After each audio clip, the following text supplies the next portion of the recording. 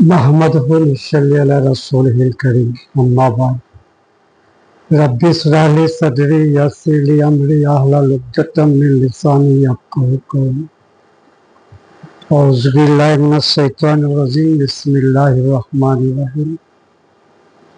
আবু লাহাব আল্লাহৰ ৰসুলৰ নিজা খুৰাই আব্দুল্লাহ তেওঁৰ বাপেকৰ ভায়েক ঘৰ একেটাই কেৱল ৱালৰ ব্যৱধান। যেতিয়া আল্লাহৰ নবীয়ে সূৰা চৰাত কোৱাৰ দৰে অপ্ৰকাশ্য দাৱাতৰ কাম কৰিব ল'লে, মক্কাৰ লোকসকলে তেওঁক শত্ৰুতা কৰিব ল'লে। পৰিয়ালৰ সদস্য আবু লাহাবেও শত্ৰুতা কৰিব ল'লে। যেতিয়া নিজৰ মানুহে নিজৰ মানুহক শত্ৰুতা কৰে, সি অভাৱনীয় দুখ লগা হৈ পৰে।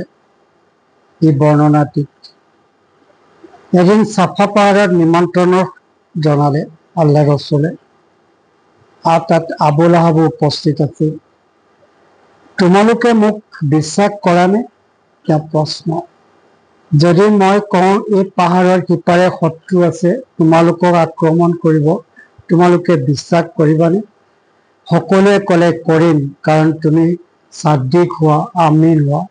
কিন্তু আবু লাহাবে দুখন হাত দাঙি গালাগালি কৰিব ধৰিলে। এনেকুৱা গালাগালি কৰিব ধৰিলে মোৰ মুখেৰে কৈ দিব নোৱাৰিম। এনেতে সূৰা নাজিল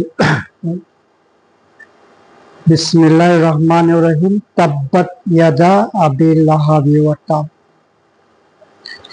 লাহাবৰ দুখন হাত ধ্বংস হ'ল।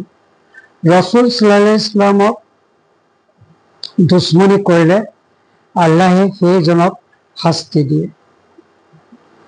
বহুতে হয়তো কব, আল্লাহে লগে লগে ধ্বংস নকৰিলে কিয়?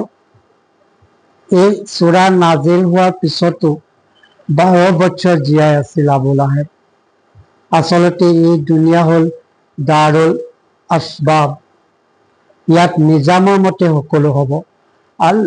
আল্লাহৰ শাস্তি ঘোষিত হ'ল, ই হ'বই, তাৰ পৰা কোনো বাচিব নোৱাৰে। মা আগনা আনহু মালহু আমা কাসাব।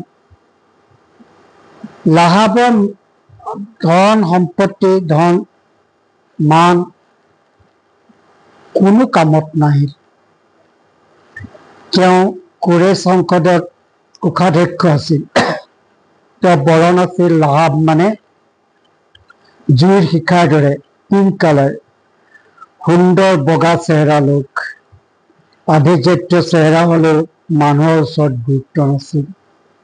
যিদৰে হাফচি কলা হ'ব পাৰে, দুটা মোটা মোটা হ'ব পাৰে।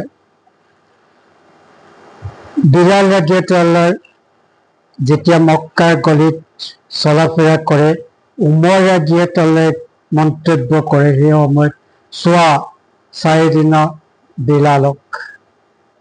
আল্লাহ ৰসুল সাল্লাল্লাহু আলাইহি ওয়াসাল্লামৰ দুগৰাকী জীয়েকৰ বিয়াৰ বন্দবস্ত লাহাবৰ 2 পুত্ৰৰ সৈতে কৰিছিল, কিন্তু ৰোগচতি কৰা নাছিল। বিয়াৰ ক্ষেত্ৰত যোগ্যতা চোৱা যায়। এবাৰ আবু লাহাবৰ এজন পুতেকে ৰসুল সাল্লাল্লাহু আলাইহি ওয়াসাল্লামক বেয়া ব্যৱহাৰ কৰি গালাগালি কৰি আহি বাপেকক ক'লে, শুনাই আহিছো আজি ভালদৰে। লাহাবে পুতেকক সুধিলে, তেওঁ কি ক'লে?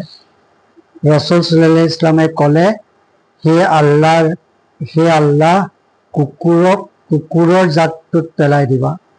কাৰণ আবু লাহাবে জানে যে তেওঁ যি কয় সেয়াই হয়। আবু লাহাবে সদাগৰীত যাওঁতে এঠাইত নিশাটো কটাবলৈ ঠিক কৰিলে। যি ঠাইত থকাৰ ব্যৱস্থা কৰিছিল সেই ঠাইৰ বাসিন্দাজনে আহি ক'লে, এই ঠাইত দাৰিন্দা জানোৱাৰৰ স্থান, ইয়াত নথকাই ভাল। আবু লাহাবে উত্তৰ পৰা নমোৱা সামগ্ৰীবোৰেৰে ওখ স্তম্ভ বনাব ক'লে, আৰু ক'লে তেওঁৰ পুতেকৰ ওপৰত নিৰাপদে ৰখা ব্যৱস্থা কৰিবা। তাৰ বিনিময়ত টকা পইচা দিয়া হ'ব। এইদৰে ৰাখিলে। ৰাতি এটা বাঘ আহি এজন এজনকৈ শুঙিলে। কিন্তু আক্ৰমণ নকৰিলে। পিছত অলপ আঁতৰি জাপ মাৰি ওপৰত উঠিলে আৰু আবুল আহাবৰ পুতেকক তামাম কৰি দিলে। আল্লাহৰ শাস্তি বৰ ভয়ানক। বদৰৰ যুদ্ধৰ সপ্তাহৰ পিছত ঘটনা। আবুল আহাবে মৃত্যুৰ ভয়ৰ বাবে যুদ্ধলৈ নিজে নগৈ বেলেগ মানুহক পঠাইছিল। তাহাবৰ এনে বেমাৰ হ'ল, দুৰাৰোগ্য বেমাৰত ভুগিলে, ঘৰৰ ভিতৰত ৰাখিলে। দুদিনমানৰ পিছত দুৱাৰ ভাঙি ওলাই আহিলে। ৰাস্তাত কেলেপ কেলেপ কৰি মৃত্যু হ'ল। দুৰ্গন্ধ হ'ব ধৰিলে। মানুহ পুতেকক তেনাচা মাৰি ক'ব ধৰিলে, তোমাৰ আব্বা হয়, কিবা এটা কৰা। পুতেকে মানুহ লগাই গাঁত এটা খন্দালে আৰু লাঠিৰে ঠেলি ঠেলি আনি গাঁতত পেলাই কবৰস্থ কৰিলে। সায়াসলা নাৰান জাতা লাহাবি, he will burn in a flaming fire. তেওঁৰ সম্পদ কাছাব মানে নিজ হাতে উপাৰ্জন কৰা পাৰ্থিৱ লাভ কামত নাহিল।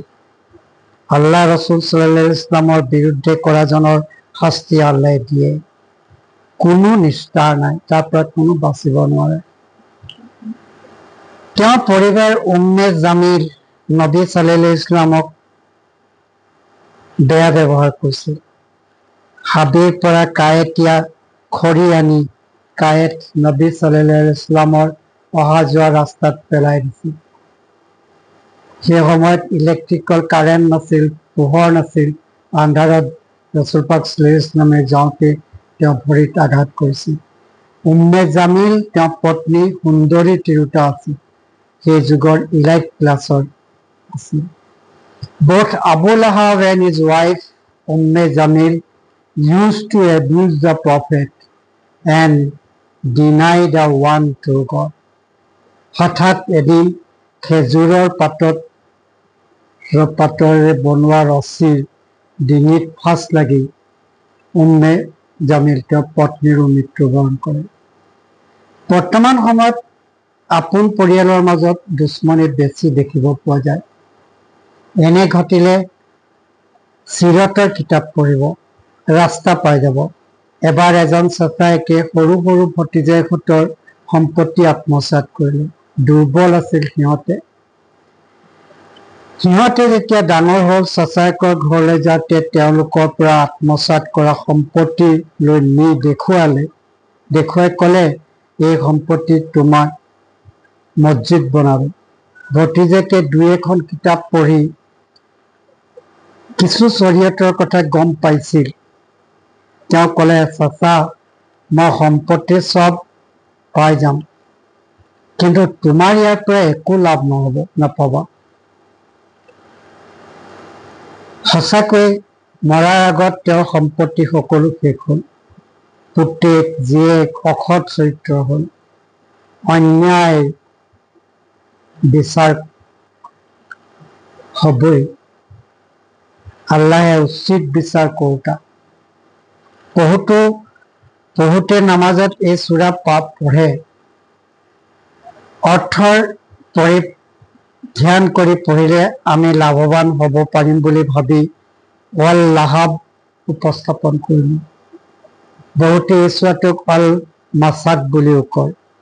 ভাল লাগিলে নিশ্চয় শ্বেয়াৰ আৰু ছাবস্ক্ৰাইব কৰিব নাপাহৰিব। ওয়া আখিৰি দাৱানা আলহামদুলিল্লাহি ৰাব্বিল আলামিন।